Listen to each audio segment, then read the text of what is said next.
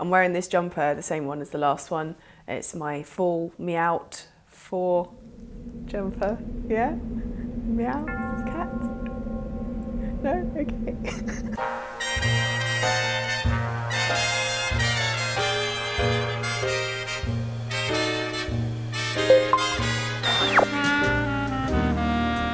They say there is no place like home, and never has this been truer than with Fallout 4. Yes, nuclear detonation may have left the neighbourhood looking like the aftermath of my last birthday party, but that is nothing a lick of paint and a new doormat can't fix, right? Well, maybe there is a little bit more to it than that, as a prosperous settlement means you can earn caps, get access to an unlimited supply of crops and water, whilst all the time having a safe place to head to when in trouble. We here at Xbox On have been honing our DIY skills and have thought of a few things you need to consider when it comes to building a kick-ass settlement.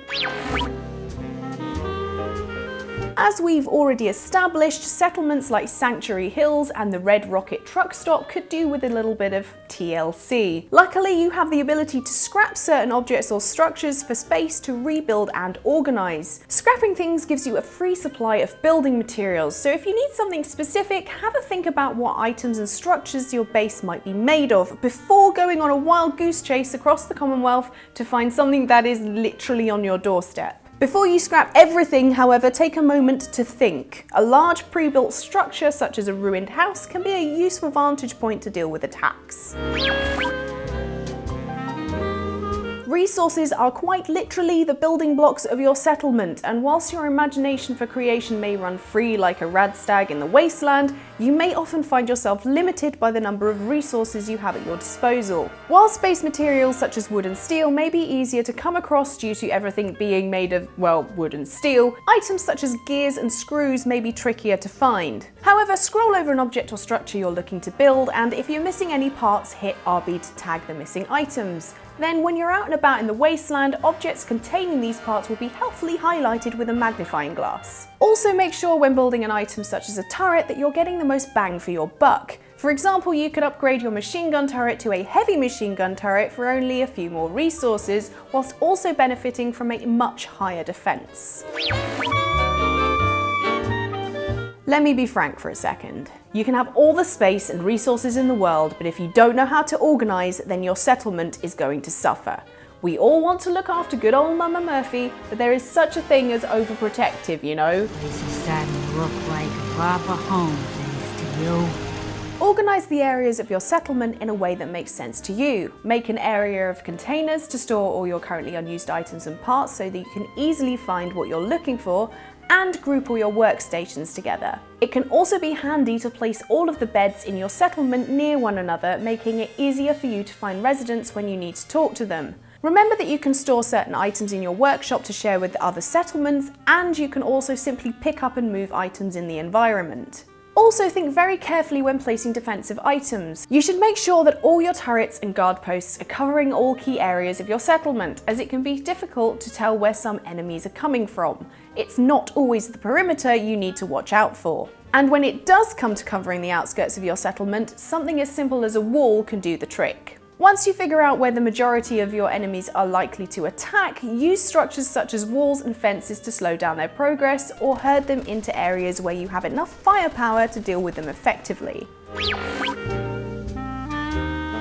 Your settlements wouldn't count for much if you didn't have anyone to share them with. After all, the people that fill your settlements are the lifeblood of your settlements, the workforce that gathers crops and keeps watch. Plus, they're generally nicer than the average raider you come across. Except for Marcy. We hate Marcy. Sure, let me just stop what I'm doing to talk to you. I'm being sarcastic. Leave me alone.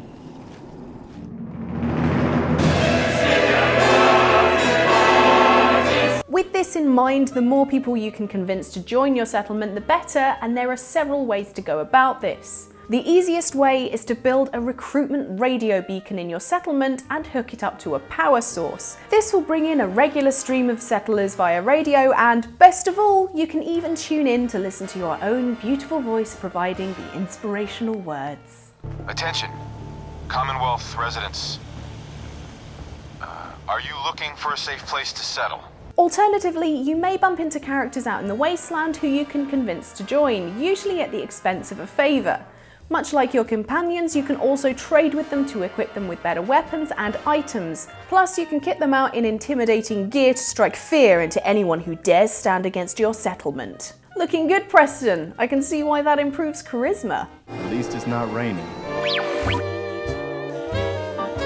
Whilst on the subject of your settlers, bear in mind that keeping their overall happiness up will not only help with improving productivity around the place, but it will also help you to keep control. Simply put, happiness is affected by your settlers' needs such as water, food and shelter, aka beds. Tend to all these and your happiness will increase, but for a further boost, try and improve the general living conditions of your settlement. Adding decorations will help, as will making sure your base is properly defended.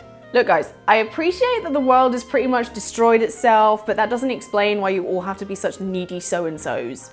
Regardless, happiness increases over time, so as long as you make sure that none of your settlement requirements are in the red and that the happiness meter is on the up, you'll soon start to see improvements. Once all essentials are in place at your settlement, there are a near limitless set of extras you can add on to keep growing your community. Don't worry, you don't need to have a degree in post-apocalyptic civil engineering to create efficient defences or awesome structures. There are hundreds of parts to choose from and plenty of pre-built structures to give you a head start, from individual building components to complete structures. There are already a bunch of awesome designs online, so make sure to check some of those out if you need to get those creative juices flowing. So there you have it, a few things to have a little think about when building your dream pad. And don't forget that this is just the beginning. Unlocking perks like local leader and science will give you access to even more structures and open up trade routes between your settlements, meaning that your humble colony can grow into a nice little earner. Anyway, if you found those tips useful, leave us a like, hit that subscribe button to keep up to date with all our Fallout 4 content, and let us know in the comments what redecorating you've been doing in the Commonwealth. Thanks for watching, bye!